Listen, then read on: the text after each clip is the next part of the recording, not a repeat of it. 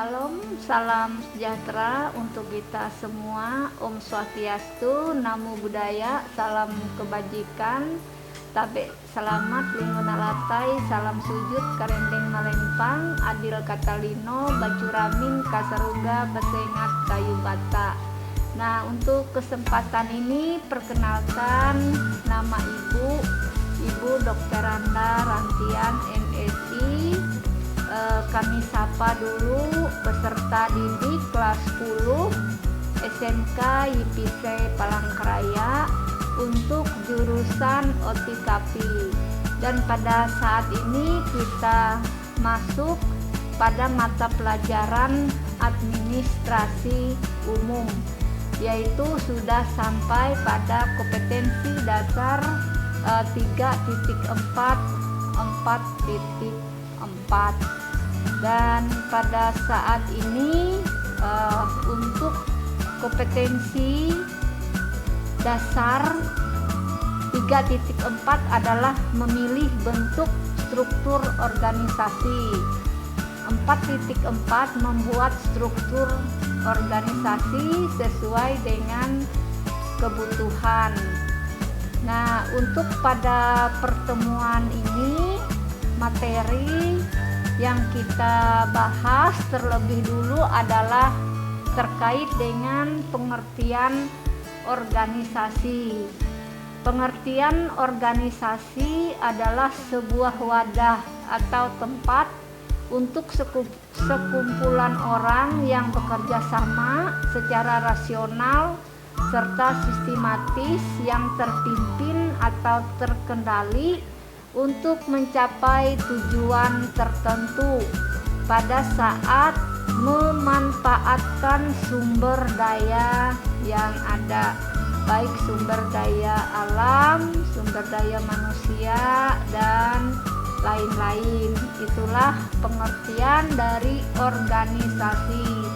Peserta didik SMK YPC Palangkaraya, nantinya kalian mencari referensi lain terkait dengan pengertian organisasi tersebut.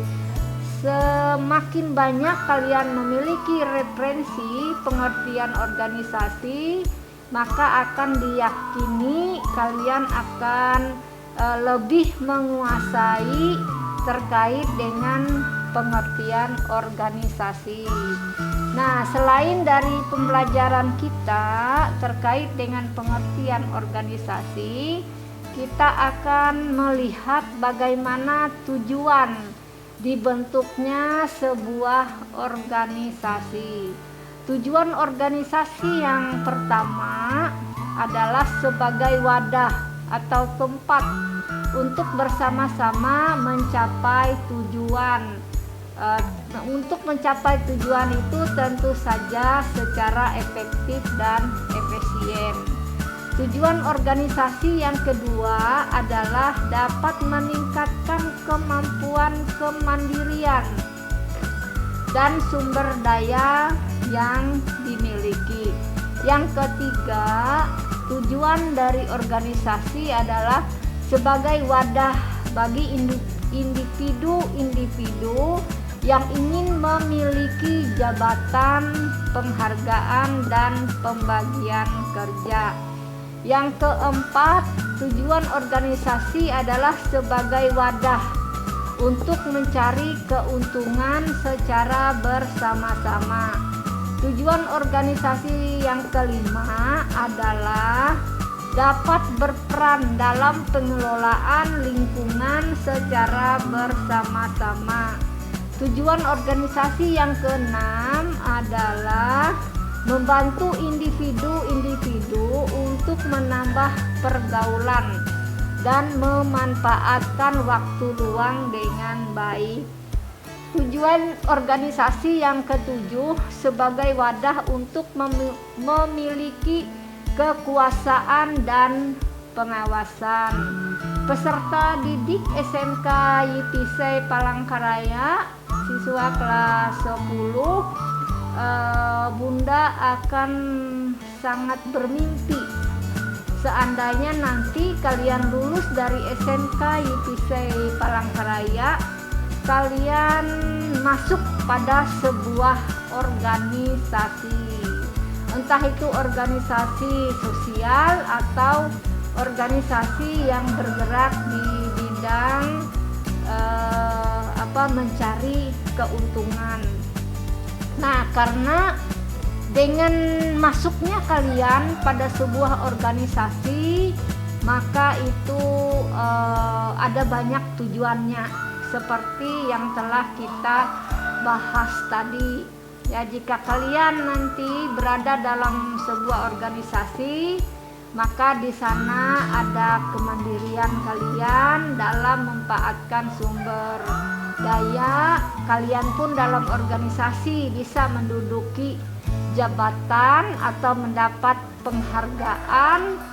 Dan di samping itu juga, kalau organisasi yang bersifat mencari keuntungan, maka kalian akan memperoleh pendapatan. Dan yang berikutnya lagi, jika kalian ada dalam sebuah organisasi, maka kalian dapat menambah pergaulan dan seterusnya. Itulah beberapa mungkin keuntungan jika kalian nanti membentuk organisasi ataupun masuk pada organisasi.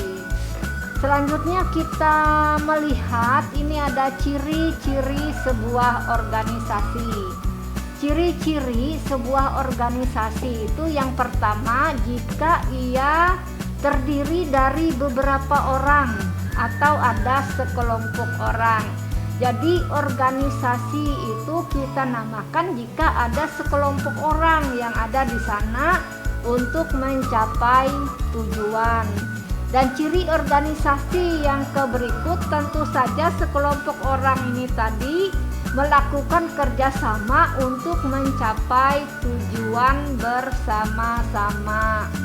Selanjutnya, ciri-ciri organisasi itu adanya saling bekerja sama.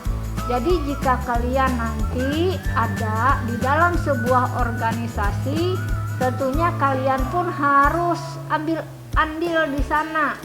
Harus kalian melakukan kerjasama dengan pihak-pihak lain untuk mencapai tujuan yang telah ditetapkan oleh organisasi tersebut. Nah, ciri-ciri organisasi yang lain itu adalah bahwa di dalam organisasi itu tidak ada satu orang pun yang tidak bekerja. Harus ada tugas dan tanggung jawabnya.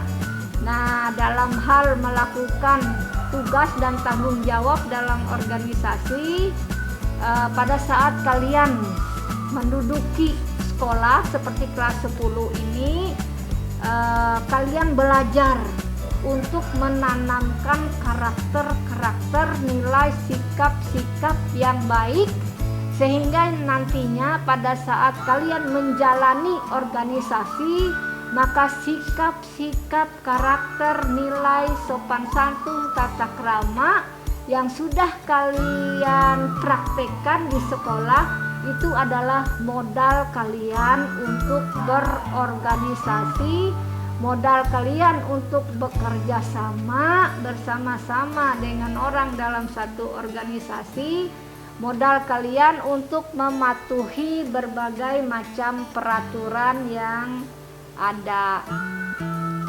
Nah, selanjutnya ini ciri-ciri atau macam-macam bentuk organisasi.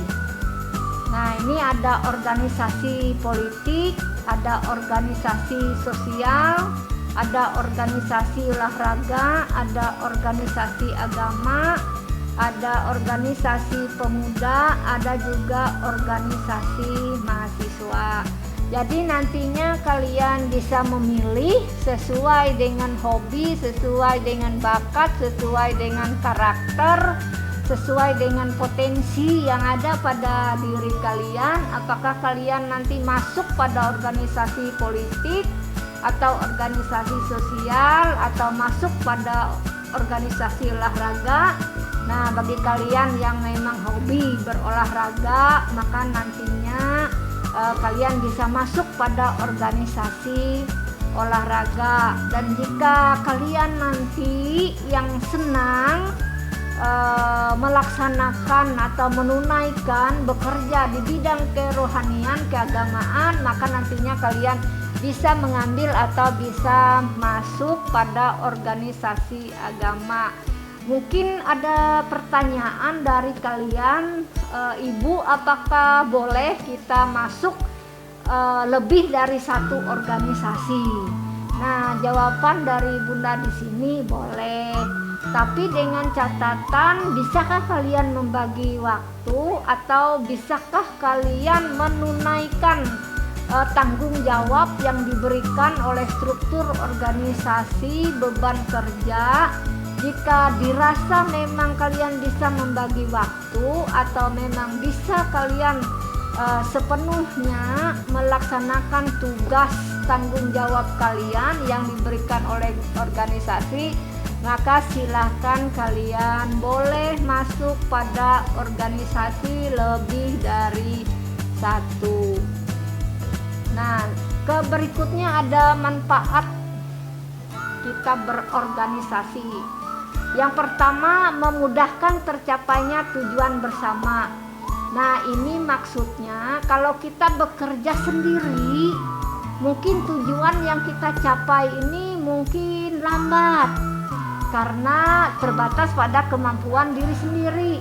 Tapi kalau kita masuk pada organisasi, maka ada banyak orang lain yang membantu kita untuk mencapai tujuan bersama. Yang berikutnya, manfaat organisasi itu yaitu melatih mental seseorang agar lebih baik. Nah, mungkin kalau kalian hidup di tengah-tengah keluarga kalian di rumah, mungkin kalian bisa ego, kalian bisa menang sendiri dengan adik.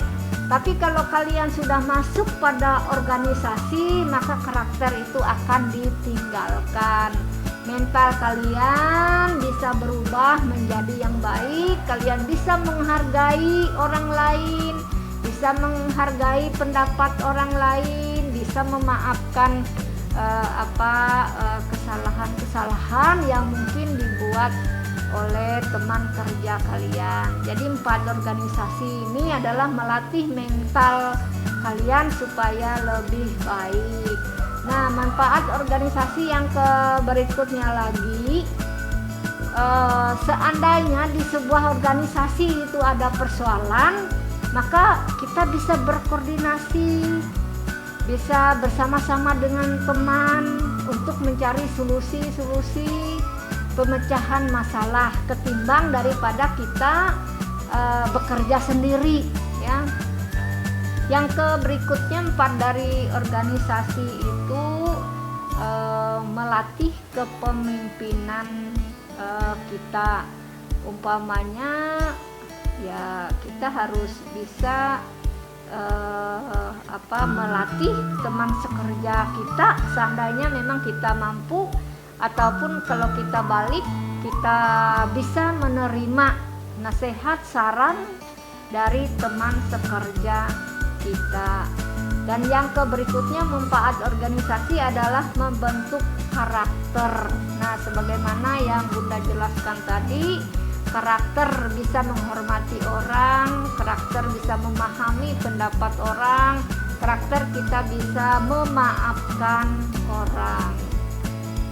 Nah, demikian beberapa materi yang Bunda berikan. Sekarang ada tugas, ya, tugas khusus untuk siswa kelas 10 SMK YPC Palangkaraya. Nah, jawablah pertanyaan berikut dengan nalar dan analisismu. 1. Sebagaimana salah satu manfaat ikut berorganisasi adalah membentuk karakter. Tuliskan 4 karakter atau nilai-nilai sikap tata kramamu di dalam organisasi atau di dalam kantor, sehingga kamu nantinya dapat mencapai target tujuan perusahaan yang telah ditetapkan, sehingga kamu bisa mendapat gaji dan kamu pun tidak dikeluarkan dari kantor karena memang kamu memiliki karakter yang baik. Nah, tugas yang kedua, seandainya kamu ikut di organisasi keagamaan, sebutkan contoh karakter atau sifat-sifat kerohanian yang harus kamu miliki sehingga menunjukkan kamu itu beriman kepada Tuhan yang Maha Kuasa. Dan khusus untuk peserta didik SMK YPC Palangkaraya kelas 10, tugas-tugas ini bisa kalian kirim ke WA Ibu, nanti akan disampaikan di bawah ini. Karena kita pada saat ini masih dalam kondisi pandemi COVID-19, oleh sebab itu jangan lupa menggunakan masker, cuci tangan, makanlah makanan yang bergizi, dan jauhilah daripada kerumunan atau tempat orang banyak agar mata rantai pandemi COVID ini bisa cepat berlalu. Demikian yang dapat Ibu sampaikan. Salam sukses untuk siswa kelas 10 SMK YPC Palangkaraya.